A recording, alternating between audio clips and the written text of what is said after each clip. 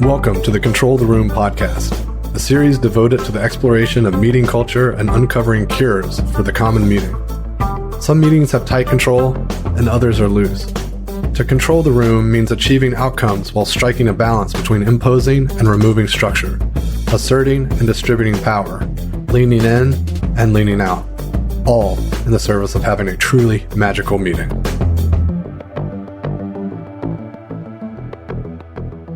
Today on Control the Room podcast, I have Daniel Stillman. Daniel Stillman is a conversation designer and insists that you're one too. He is the founder of the Conversation Factory and a master facilitator. Welcome to the podcast, Daniel. Douglas, it's a pleasure to be here. Thanks for having me on. Of course. So, Daniel, I'd love to just have the listeners just hear a little bit about how you got started. So this is funny because I was thinking about this during our pre-conversation. You and I have known each other for a while, but there's still stuff we don't know about each other. This came up when we were having a conversation last week. We were like, I don't know the story behind that thing. You just assume I know that because I've known you for a couple of years, stuff I've just never talked about. And so you've heard little snippets. So it's just kind of funny because we're friends. And now I'm telling you my story. So it's just, I don't know. I'm just pulling out for a second on the meta-ness of it all. Yeah. And as you know, conversations can get weird. Yeah, they sure can.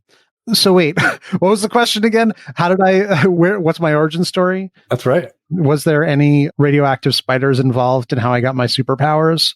I feel like I found my way into conversation design through design. I remember actually seeing an ad in the New York Times back when people found jobs in the New York Times job wanted section. That was a thing. And I remember seeing this job for an exhibit designer. And I was like, this is so cool because I had a background in science. I had studied physics in undergrad. And this idea of designing science exhibits, I loved going to museums when I was a kid. I grew up on the Upper West Side of Manhattan. I went to the Museum of Natural History as a kid often. That's where they would just send us on a rainy day, just go there. And this idea of being able to walk into a space and automatically learn just by being immersed in a space, I don't know, it kind of tickled me. And I wound up going to design school because they had a studio in science exhibit design. And so I was super duper excited to learn how to become a designer and how to design spaces for education. But while I was in design school, what I really learned was human-centered design. This idea that, wow, you can just go out into the world and talk to some people and learn about their problems and then make some stuff for them that they like and then find out if they like it and then try it out again, make some tests and iterations. This was 2005, 2006. The idea of human-centered design and design thinking were really nascent in design at the time. Pratt, where I went to school, was still very much form. We studied negative space and curves for entire semester long classes. And so this idea of designing for people and designing for needs is what really inspired me. But when I got out of school and I started working in a design studio, what I realized was that I actually had to start designing. I didn't know at the time, but I was designing conversations, stakeholder engagement, workshops to try and pull intelligence out of various stakeholders to understand user needs. And so workshop design became a real passion for me. And so that's kind of how I got to where I am today. Was I realized that design thinking and teaching design thinking to non-designers was something that was really important. I had this fantasy. I was if we all knew the rules to the same game, we could play the game. Let's make something that matters together. Right. And that to me are those are the rules of design thinking. Hey, let's empathize and understand and define and deliver. That's what I do now is I try to inspire people to be intentional about how they create. That's amazing. So thinking back to when you were just post-school and you were starting to have some of those early realizations that everything was a conversation, can you take us to that moment and what was it that really clicked for you? How did that make you feel? Or what was surfacing? Was there something that wasn't quite serving you at the time and you realized there needed to be more? Or was it just an observation? Actually, I really remember the moment. I went to an event that my friend Zhu Young Oh was running. She was a design researcher at the time. And for many years, she worked at Ziba. And at the time, I can't remember what she was doing, but she did this workshop where she had us do collages of words and pictures that she had printed out on stickers. And we did this visual collage of my ideal experience for blank is, and my ideal experience for blank is not.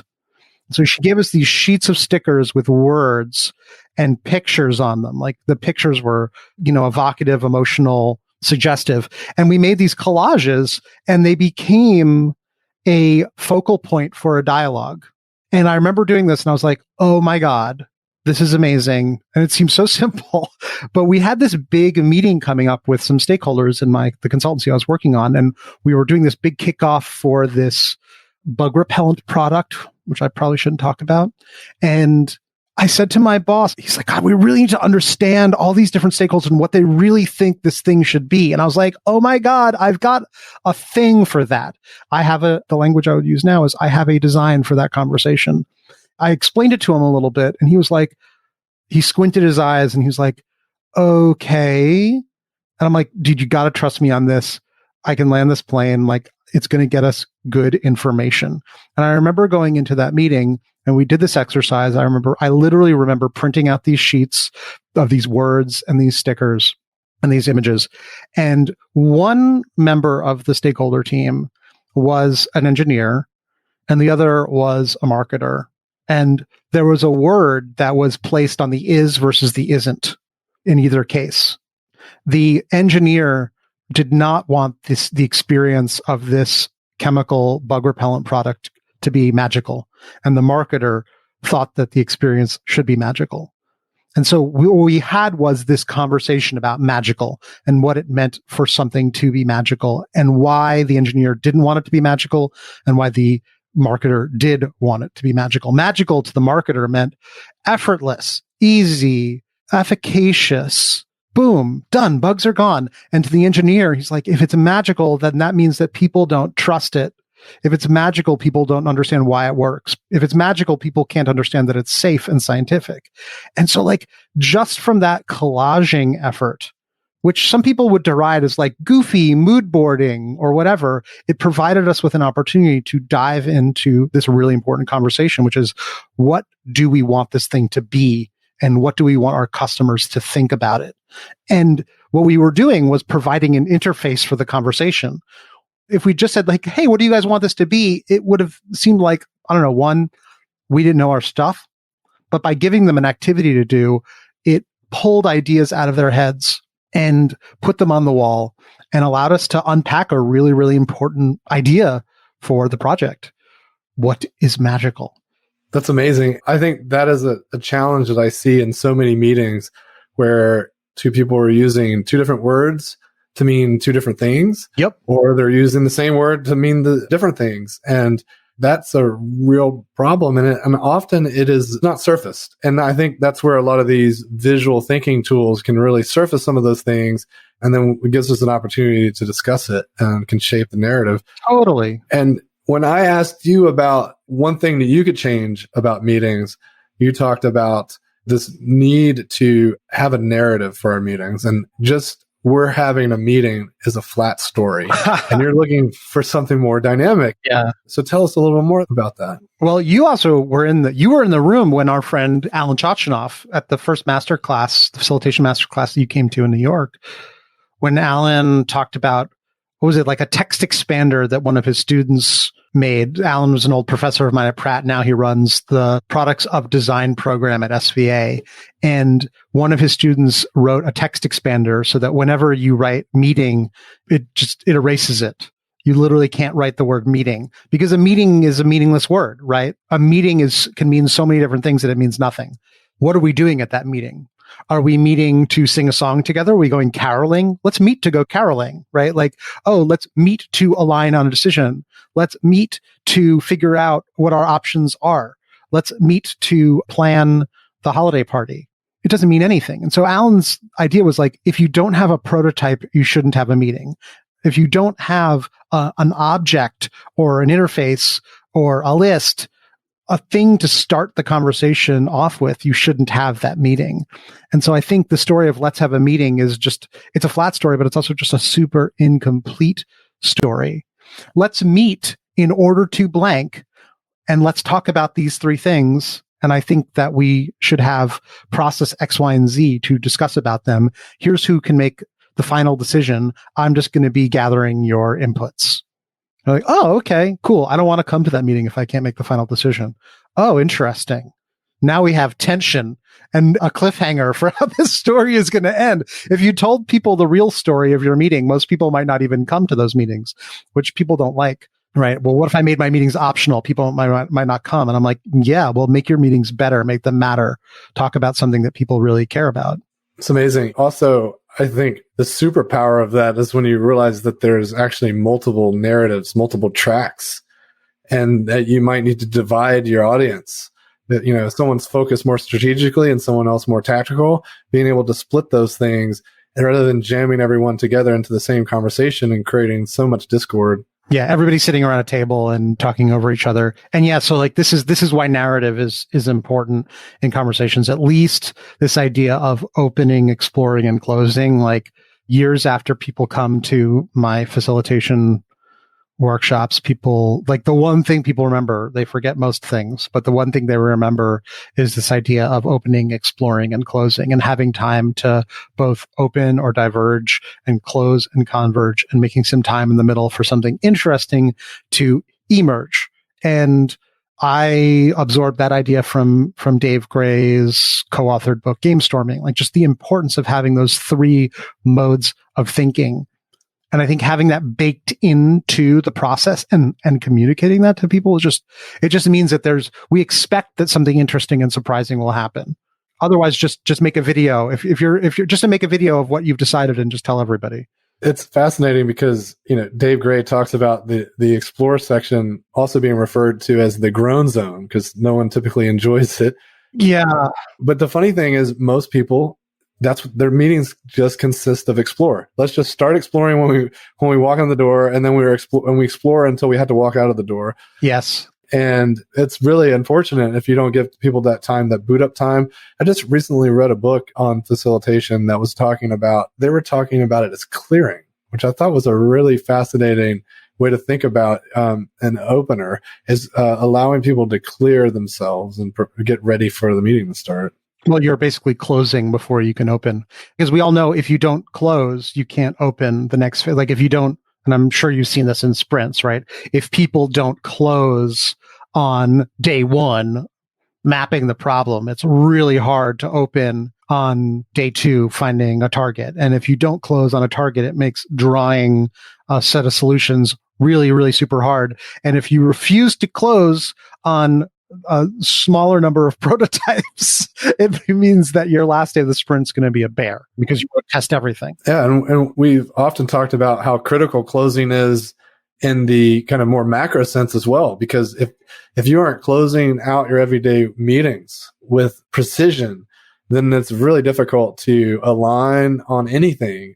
The real, I think, pathological case is when you walk out thinking you're aligned, but you're not. And so everyone else is telling a different narrative. And you are all in the same meeting, so it should sound like it. The cost is even higher than that, Douglas. Because internally, I think one of the reasons why people pay an external facilitator, like one reason why people hire me and hire you, is to create urgency. Douglas is here. We've paid him. It's expensive. Everyone stop what you're doing, right? We have to focus now. When people have an internal meeting, their urgency isn't there. There's no burning platform like Cotter talks about. There's no urgency. And so if you don't close, you push off decisions. And work is a gas. A gas at standard pressure and temperature expands to fill the space available to it. Right? So time creates pressure, and like a sprint or a workshop reduces the volume of space we have to it. And if we don't cap things off or tie them off and say that this is the decision we're going to have and now we're going to move on to the next phase. I mean, it's very idealistic to say these things. It is really hard to do, right? It's really hard to say, okay, well, let's just try this thing or let's move on to the next thing, even though we don't feel we're ready. I hate doing it. I still tell my clients to do it because it's hard. I know it's important to do, and I struggle with it myself. But if we don't do that, what happens is we wind up working nights and weekends. That's the cost. Not seeing our families, if we can close in the time that we have proposed, then we can have the rest of our lives back. Yeah, well, it's interesting. You talked about it being hard, but the answer really is to disagree and commit. If we can come together and not rely on unanimity, this desire to have everyone agree, then we can get to a point where there is a decision. We're all going to support it, and we're going to see what comes out. And I think the thing that I try to coach people on is there's one-way doors and two-way doors, Yeah. So if it's a reversible decision, then why are we working weekends to get this done? Right. Having kids is not the same thing as where should we go for vacation. Going where you go to vacation is still irreversible because you've gone and you've spent that money, you've gone on that vacation, but you can always just like leave early. Yeah. You can cancel a vacation halfway through. You're like, I hate it here. Let's go someplace else. But it is very hard to cancel, not to get into any politics. But once you've got the kid, it's really hard to cancel it. That's right. Still not impossible. To all my friends who are adopted, it's a thing, but it creates repercussions. Let's shift gears a little bit here and talk about impromptu networking. Yes. Is a really powerful way to make meetings better. And why is that? Oh, right. This was my actually, it's funny. I was only a light dabbler in liberating structures before I worked with you. I remember looking at the website, and I know many people have had this experience. They're like, this is a crazy place on the internet. You're like, you get to the website and you're like, oh, wow, there's a lot of interesting stuff here, but this looks like the ravings of a madman. And having met Keith, I still actually have that same opinion. It is definitely the ravings of a madman. And I had done things like that before. I had started most of my workshops in my early days with grab someone and tell them a story and then listen to their story, because creating energy in a workshop or a meeting is a hard job, and it shouldn't be the sole responsibility of the facilitators. I like to say it's everybody's problem we're here to solve. It's just not my problem, presumably. If people are here, they're buying into the problem. And so starting with a conversation or a story or a reflection about an important component of it is really, really great. Plus, conversations are complex. And so the fewer number of people in the conversation, the less complex it can feel. And so if you've got a group of 5 or 10 or 15 pairing up with somebody, just immediately simplifies the conversation and makes it more intimate. I was talking with somebody today about this. He used to be a teacher, and this think, pair, share, which I thought I invented because it rhymed and I thought I was clever. This is baked into Harvard University's education best practices initiative. And every teacher already knows this. Think to grab a partner and talk to them about blank. It's just such an easy reflex, but I see so many facilitators who try to wrangle a group as a large mass of people. And I just don't think it works. It takes a lot of strength. And this is a total side note, but I love telling the story. Have you seen the Princess Bride movie? Yeah. So there's the scene where Fezzik and the Man in Black are fighting as Vizzini is escaping with Buttercup, and they're on this, they've just climbed up the wall, the cliffs of insanity, and they're about to face off. And spoiler alert, Fezzik loses. And he realizes halfway through the fight why he's having such a hard time. He's like, I haven't done one-to-one combat in so long. I'm used to fighting groups of people. You have to use different techniques. And I think of impromptu networking as a really, really great group fighting technique, because it doesn't matter if you've got 2 people or 10 people or 100 people. You say, okay, everybody grab a partner and have a quick conversation about blank. And then the room is filled with energy that you did not have to create. People are connecting to other people. They're learning from each other. And then it's up to you to do the next thing, which is take that energy and funnel it, direct it, focus it towards the next activity, get people to do something with that inspiration and that information and that connection that they've gotten from other people. That's the moment. Yeah. And we often talk about modeling behavior. And I think impromptu networking is a great way to model the participation that we expect. So we get them at ease with participating and gaining that human connection that they so need. And especially in the virtual world, it's really critical to start setting some of those expectations, because people aren't used to doing it when they're tuning into virtual webinars and stuff. Oh my God, I know. I did that. I did that with a workshop super duper early in the meeting. And One of the reasons why I like to do it early is because this idea of anti-fragile openings, like if somebody shows up 5 or 10 or 15 minutes late, they can still float in, weave into the second or third pairing. And this woman was like, I knew you would do breakout rooms. I didn't think it would happen so soon.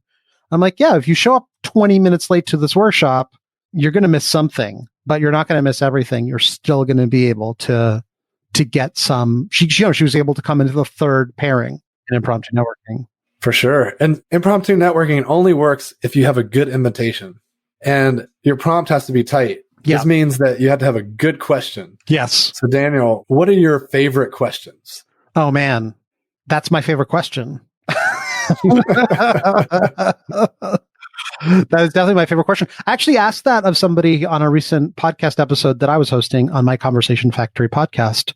I interviewed Cameron Yarbrough, who has a scaled coaching platform called torch.io. And his favorite question to ask people is, what are your blind spots? And boy, oh boy, that's a really, technically an impossible question to answer yourself. But it's a really, really interesting one. He described it as a koan, like a Zen question that is unanswerable but interesting. And so good questions can be like that. I think the other easy question is, tell me a story about blank. Just tell me a story when you last blank, or tell me a story about how you have blanked, or just go straight to story, because stories evoke emotions and empathy, right? So don't just say like, tell me a story of when you were at your best. It's a hard question to answer still, but it's a really interesting one, and it evokes interesting reactions for people. And I also think focusing on positivity over negativity is always more useful. Absolutely. That was the thing I was going to bring up next, actually, was the fact that I'm a huge fan of, if your questions can be appreciative or express gratitude, that can be really amazing. And if you can make people become introspective. So think about a time when, you maybe received, what's the best compliment you've ever received? Yeah. So lovely. And just to double stitch on that, by the way, not everybody knows what appreciative inquiry is. And it's, when you look at it, if you come from design thinking or the sprint world, you look at appreciative inquiry and you're like, it can be weird, but you're like, wait, how is this different than design thinking? And the difference is that you only focus on the positive. And there's this idea that you can, in fact, heal a system and a person by looking at only the positives. And in my book, I found a story. I couldn't find the truth of it. Like, I couldn't find a direct quote, but people have talked about it. This idea that, I forget the name of the Dallas Cowboys coach, but at one point during a slump, he was like, we are only going to show you your best plays. They tape the plays and they go back and they review things. They're like, look, we are going to review and analyze your best plays only. And it's kind of flips things on its head, because a lot of designers and a lot of innovators think like, oh, we're problem solving. And so if I'm problem solving, I have to look at what's broken and then I have to fix it. But with appreciative inquiry, there's this radical idea that I can find what's working and ask how I can magnify it and expand it. Yeah, there's an amazing book called Superhuman, and it goes into a lot of super athletes that are doing just amazing things, like, free scaling mountains, and the winged airmen, the Red Bull team that just like jumps off of buildings and does insane things. Base jumpers. Exactly. And one of the things that they discovered in this, there's a phenomenon in this world, which is there is something that humans have not been able to do for decades. And the first time one human does it, like 10, 15 other humans would do it a day later, because they've shown that it's possible. It just opens up the world of like, well, now I can just go do that thing that I know. I've seen them do it. Now I can do it. Yeah. Wow. I love that. That's really, really awesome. And so and this is similar to your mantra, Daniel. If you don't write it down, it didn't happen. So we need to be able to see it to prove it. And then we can double stitch on it. And we have a mantra that's similar: always capture room intelligence. Yes. So why is this so important? Well, I first have to honor my friend Miles Begin, who gave me that mantra years ago. And that was like when I first started teaching design thinking to non-designers. That's the whole point, is like, if it's not on a sticky note and it's not on the wall, we can't talk about it. And that's, having that mantra is really helpful, especially if you have over talkers in the room. And it's also really helpful if you have quote unquote under talkers in the room. If somebody's like, really, really over explaining an idea, you can say, hey, can you fit that on one sticky note and get it up on the wall? That is truly, truly awesome. That would be great. But we used to tell a story about, have you ever watched Mad Men? Of course. Yeah. So there's an amazing Mad Men episode where I forget the team. It's like Peggy and a couple of the other people like stay up all night to like bang out some ideas for something. They're like drinking and they're smoking and they finally have this amazing insight and they're like, wow, that is such a great idea. And then they go to sleep because they're satisfied. Spoiler alert, they didn't write their idea down. And so in the next day when Don Draper comes in, Don's like, okay, what'd you jerks come up with? And they're like, oh my God, we've got this great idea. And they're like looking around their desks and they're like, wait a minute, what was it? And they're just like, their brains are just this empty vacuum of space. And they're like, oh my God, we didn't write it down. And they're just crestfallen. And Don's like, I understand. That happens sometimes. It's like one of the few moments when Don decides to be like really, really human. Like he gets it. You didn't write down the idea and it disappeared. And so I found an old PowerPoint of mine from like one of the first design thinking workshops I ever taught. And there is a scene, we found a screenshot of like Don Draper and some other people just to teach people this idea. If you don't write down your ideas, they will disappear into the air.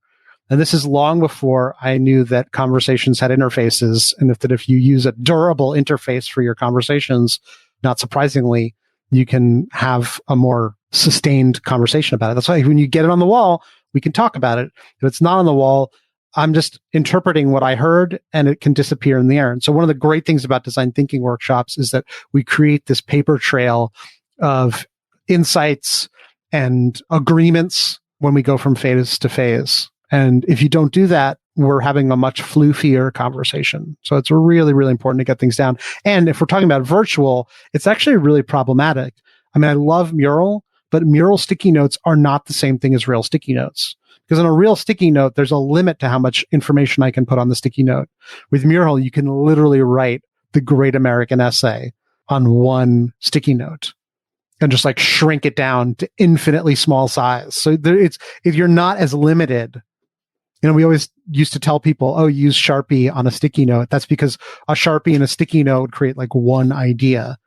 But it's way too easy in virtual visual capture to like put too much information into one sticky note. You know, Daniel, that's a big debate. How much limitations should the software put on us to mimic the real world? And I think that's a fascinating conversation. I would love to be able to switch on real sticky note mode. Yeah, that'd be fantastic, right? And, you know, I find as a facilitator, you talked about virtual being more difficult, and this is just one example. There's a long, long list of why we have to lean in more, and it's difficult to be a lazy facilitator virtually. Whether it's we're looking to see how long the sticky notes are, we're making sure that people are connected and having to do troubleshooting and provide technical support. And oh yeah, one of the things we spoke about, this notion of helping teams get unstuck and making sure that they continue the momentum as they leave the workshop and start to build their vision. And you talked about that being the magic question, you know, just having to look around and just check and see if everything's fixed. And this is something that I've talked to Eric Skogsberg quite a bit about, this notion of from learning science, we have to consider assessment points, right? What is our learning objective, and making sure we've built in points of assessment so we can understand if we've gotten there. And even if you're not training people, it's important that you build this into workshops because you're taking people on a journey and you want to make sure that they're hitting the milestones, right? Yeah. What do we do virtually? You and I have talked about this quite a bit, but what do the listeners need to know about virtual kind of reading the room? Well, you have to find other feedback loops.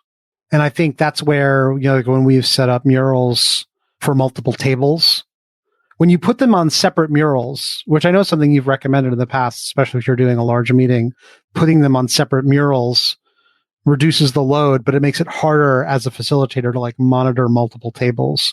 So it's nice to have 3 or, you know, if you only have like 15 or 20 or 30 people, to just make areas for each of the breakout rooms to work, because then you can just see everything that's happening. Because while Mural does have those preview images, as we've argued over before, like the preview images don't update often enough for you to get that feedback loop. But it can be really, really simple. Like, because I've seen you do this, like where you ask everybody to rename themselves in Zoom. And that's pretty meta because you're asking them to like give you some information about themselves, but you're also testing whether or not they're engaged and whether or not they are interested. And if you see people not doing that, then, we don't have any place to go. Because it's like, oh, they don't know how to use the tool Zoom, and they aren't interested enough to tell you something about themselves in this area. And so it's just finding simpler, smaller feedback loops to make sure that you're moving forward with people with you, if that makes sense. Oh, absolutely. And we've been using 2 facilitators in most of our workshops with someone dedicated to looking for those signals. So they're kind of keeping a lookout for those things. So absolutely. And also, just to keep this a bit evergreen, I'm now on the beta for the new rendering engine. So do not have to make multiple murals for even larger gatherings now on Mural. So that's pretty exciting. And after that launches, you won't have to be in the beta program to have access to that. And so I'm sure listeners in the future will be happy to have that. I'm wondering why I'm not on that beta program. I think you should talk to some friends, Daniel. So with that, I'm super curious about rock, paper, scissors online. How does this work? Well, so here's the thing. Like I say, because I think you're referring to a LinkedIn post that I made where I didn't even think it was possible. I just sort of assumed, and this goes to your sporting events thing, right? Where when somebody does it, then you're like, oh, that's how to do it.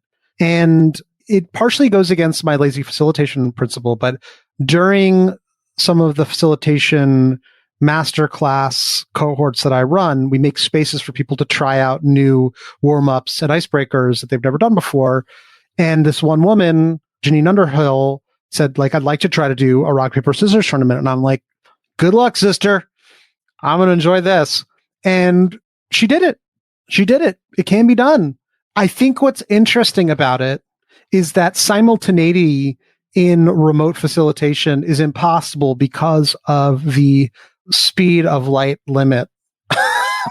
It's basically an Einstein-Bose condensate kind of a problem. Like, there is no, if you and I tried to snap at the same time, we can't. Even if we said 1, 2, 3, snap, we wouldn't snap at the same time because you wouldn't hear me snapping at the same time. There's a delay because we're in between this piece of software. The software institutes a delay. And sound travels more slowly than light. And so we're just never going to have simultaneity. In person, it is very hard to notice that lack of simultaneity, right? When I say rock, paper, scissors, shoot, it seems simultaneous because we're within like 2 feet of each other. But when we are 100,000 miles from each other and we are on Zoom, we notice it. And what happens is people start slowing down because we go 1, 2, 3, shoot. As we wait for the other person to catch up with us. And then somebody always throws before the other person. And so it's like, but we don't have a response action time to like metabolize that information. And so it's actually a really interesting learning opportunity to talk about how challenging communication can be remotely. But it is totally possible to do it. And it is fun to do it. And it is ridiculous to do it. Everyone should try it. That's amazing. So structurally, when you do a rock, paper, scissors battle, you're just having people start off in groups. Yes. And then the winners are laddering up to like it's like a basketball tournament kind of. How do you do all these groups? Are you doing breakout groups and then combining them together? Yes, I will. In the interest of community, I will tell you all of my secrets. So Janine worked too hard at it, I think. She did all the initial pairings. We only had a group of 15, and she did all the initial pairings, and she did the secondary pairings as well, and she did the tertiary pairings. She called out all the pairings. She kept track of it all, and that was to her credit. She was recording the brackets. She was the bracketeur. Yeah. My variation is to have people turn off their video if they lose. That's the easiest thing to do, is just have people turn off their video if they lose, because then at least the bracketing is easier. Yeah. Or someone could raise their hand if they're looking for... Yes, totally. They're signaling. And so here's the thing. We could try to do it a perfect way, or we could let the group solve it and see if we can get them to understand everything there is to understand about group communication. Because like signaling. Oh, how do we signal stuff? Okay, how do we keep signaling for the rest of our meetings? Okay, cool. And I've seen groups really develop some great habits around, okay, put your hand over your head if you haven't blank. Right. And so I don't think the bracketing thing, video makes it easier. Bracketing, the problem is that I think bracketing can't be done automatically. It's much harder to say like, okay, I'm going to claim blank person as my handoff person.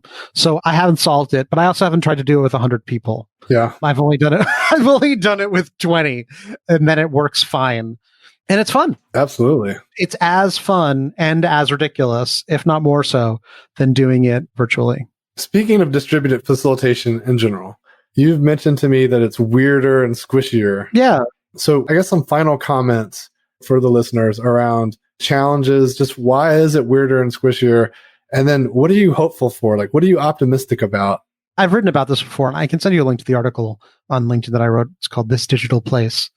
And we have a sense of place that comes for free by being four-dimensional beings. You know, we exist in space and time, and we've had a long time, our entire lives, to get used to it. And we've had 40,000 years as modern humans to evolve for it. We've evolved in it. This is our, this physical space is my native place. And so when we go into this digital place, it feels weird because it is literally not natural for us. But those Post-it notes behind you on the wall are not natural for us either. We designed those for ourselves as a tool. And I cannot imagine having an in-person meeting without those tools anymore, right? In the short decade that I've had those tools. Like, I remember we didn't always have big Post-it sticky pads. We didn't always have whiteboards. We've grown really used to this environment. In the last 10, 20, 30 years, we've created this built environment around our meetings and our engagements, and we require them now. But I assure you, they are not natural. They feel natural to us because we've become acculturated to it and to them. And we do not have a culture for this distributed place. We don't have rituals for this distributed place. We are learning them slowly but surely. The example I love to give is whatever it was, like maybe 5 years ago, that guy from the BBC whose kids tromped in the middle of his presentation, the little girl in yellow running in like she owned the place. It was hilarious. And the guy was super embarrassed. The mother of the kids was like extra special embarrassed. And I was listening to NPR yesterday where this woman was welcoming this man on to share a report about something. And he's like, oh, I'm really glad to be here, blah, blah, blah. And then his dog barks in the background. And the interviewer's like, and it sounds like your dog's excited to be with us today as well, too. What's his name? And he's like, it's Buster. And she's like, well, hello to Buster. So blah, blah, blah. Let's talk about blah, blah, blah. And it was seamless. It was smooth. She was like, whatever. We're just here. And there's a dog. Nobody cares anymore. That's something to be optimistic about. That we can adapt to this place, that we can learn new tools, that we can learn new rituals and new patterns. The fact of the matter is this is not natural, but there's very, very little that's natural about our lives. And we make our lives. We design the spaces and places where we have the conversations that we want to have. And so I'm pretty optimistic about the fact that our old patterns don't work as well here and that we have to develop new patterns, and that it is possible that maybe we will learn to retain some of those patterns when we get back to meeting in person in 19 months. My current estimate. Well, Daniel, I look forward to continuing this journey with you. I agree. There's lots to learn and there's lots to explore, and we won't know for quite some time where these new norms and these new customs emerge. But I'm already seeing some things happen, and I think you and I are doing our best to be on the forefront of that. And so I just want to say thanks for being there with me, and it's been fun learning with you. Likewise, man. I mean, it's a lot of facilitators say, I can't feel the room. And it's not as good. And honestly, I was one of those facilitators. Jim Kalbach from Mural will literally quote back to like the umpteen times over the last 3 years that I said to him, like, I'm good, dude. I'm a great in-person facilitator. And I'd much rather not compete on a global scale with anybody who has access to Mural for facilitation gigs. And we're in a situation where that's no longer possible. In person is a fundamental assumption of what I used to do that is impossible anymore. And I think if we can't adapt, if I can't adapt, if the rest of us can't adapt, we are royally screwed. We have to learn how to do this, right? And that's one of the reasons why we did the large virtual meetings things together. It's like I thought it was important to like push my own limits and say like, is it possible to do the kind of big, crazy workshops that we did in person? If they had value, and we thought they did, and I think they still do, then like, can we do them here rather than like, I don't know, wait 18 months before having a bunch of people come together to make an important decision? I mean, and honestly, like Jan and I are having a long ongoing discussion about this. We had to cancel our wedding in June, and like what to do about getting married, and do we do a Zoom wedding? Will that be fun? Will that be interesting? Will it feel like a real wedding? Or should we like wait an indefinite amount of time to bring everyone together to celebrate the fact that we have something good going here? I don't think that waiting forever is a really good business plan for anything, not for a marriage, and certainly not for like a third quarter top to top strategic meeting.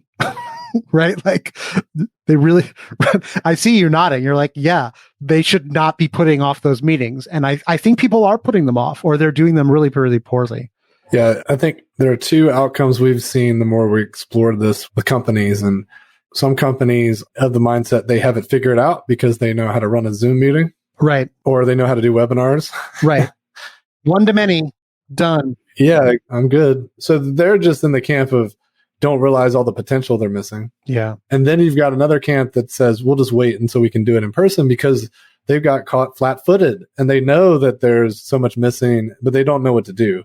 And so that's definitely the inspiration for putting together more virtual offerings, and the large virtual meetings workshop is, I think, really hits the nail on the head as far as a real challenge around what do we do with large groups? Like that sounds troubling. But the fascinating thing to me, Daniel, is that there's so much more that people learn. Like these aha moments can apply to much smaller meetings, but it's the large groups that people are the most confused by. And so that's where we approach the teaching opportunity. Yeah. And large can just mean 15 or 20, right? Like, yeah, it's not hard to break the 2 pizza rule, right? It's really easy to break the 2 virtual pizza rule quickly. And most of us don't have Fezzik level skills when it comes to wrestling with large groups. And we need them. Everybody needs them. I think if you work in a large corporation, but also like I went to a birthday party on Friday for somebody I went to junior high school with. And this guy's sister, who I was best friends with in junior high, she does stand-up comedy. And we did a call on Wednesday before the party. And she's like, what should I be looking out for, Daniel? I was like, well, look, it's a lot of people. You need to have an MC. And she's like, oh, I can do that. Because she's MC'd open comedy nights. And it's like, you need to have somebody to keep the energy moving and to like orchestrate things and to keep the conversation moving. It's not trivial. I think maybe this is where comics will find work in this new economy. Like how the Emmys and the Oscars need like Billy Crystal and Kevin Hart. Like maybe these large virtual meetings just need comics, which is an insight you had for the first Control the Room, right? Like just bring in some comedy. Just keep it going. It might work a little better in the virtual setting. Maybe we'll see. Yeah. Are they available for May 18th and 19th? Yeah, we can bring them in for sure. Yeah. There's also some companies that have sprung up that allow you to rent llamas. Yes, I know. Zoo animals, llamas and perezosos and all sorts of stuff. I don't even know what those are, but it's a sloth. Oh, okay. Everyone's got to have a sloth at your workshop. Yeah, but see, that's just like shiny distraction. Like I agree. And Daniel, I think this is the exact reason why many people dislike icebreakers and eye openers and energizers because they just throw them in with no reason whatsoever.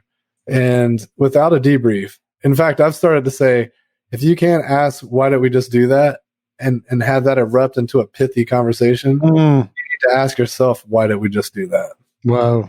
Yeah, I agree with you. Obviously, I agree with you. So Daniel, what do we need to leave listeners with? What should they know? And how could they find you, like your contact info, all that good stuff? Well, I'm on the internet. Yay. Easy to find. fairly SEO'd. If you Google Daniel Stillman, you might find me. If you Google The Conversation Factory, you'll definitely find me. I have a podcast. I have a book coming out, by the way, Douglas. It'll be coming out shortly, God willing. It's called Good Talk, How to Design Conversations That Matter. They're advertising it as a step-by-step handbook. It's not a step-by-step guide because I don't think there's a single recipe that could possibly account for all situations, but it is a map to the territory and can help people learn how to form and shape and guide all the conversations in their lives better, from big group conversations to the conversations that they have with themselves every day. We have a shocking number of conversations with ourselves, and those need to be designed just as much as quarterly action plan gatherings and offsites. And so that's if you go to theconversationfactory.com/good/talk, you can find it. You can download some chapters. It's a thing. You don't have to pay me anything. You don't have to buy the book. The first 2 chapters is a lot there. Although somebody has told me that I ended the first 2 chapters at the right spot. That made them want to read the 3rd chapter. And to that, I have to thank Kelly McGann, who helped me with the editing of the book. It is a fantastic book. I've read it several times, and I think it's crazy. I think it's really critical for people that are wanting to elevate their meetings and just their interactions at work and at home. Yeah. It is a fantastic way to step back and look at your dialogue in an abstract way so that you can put terms to it. So just like physics is the science of being able to like take the phenomenon in the world, how the air moves past you and how your car functions, and you can put equations to it so you can understand it. You can talk about it in an abstract way so that you can reason about it. Daniel has done that for conversations. And if you think about how many conversations we have and all the moments throughout life where conversations are important, you can imagine how relevant this book becomes. And I can't highly recommend it enough. Yeah, that's really, really, it's wonderful to hear you say that. I appreciate you saying it. Writing a book, as you know, is a terrible, terrible thing. I've never recommended it to anybody. The fact that it's out there and everyone can read it is terrifying to me. You can see what goes on in my head now. And the fact that I had a love of physics and still do, and a love of design, like it's not surprising. Like hearing you talk about it, I'm like, oh, right, of course, that's why I wrote the book the way that I did. Excellent. Well, Daniel, it's been a pleasure having you here today, and I can't wait to chat with you again. Thanks, Douglas. It's always a pleasure. Thanks, man. Thanks for joining me for another episode of Control the Room. Don't forget to subscribe to receive updates when new episodes are released. And if you want more, head over to our blog where I post weekly articles and resources about working better together. voltagecontrol.com.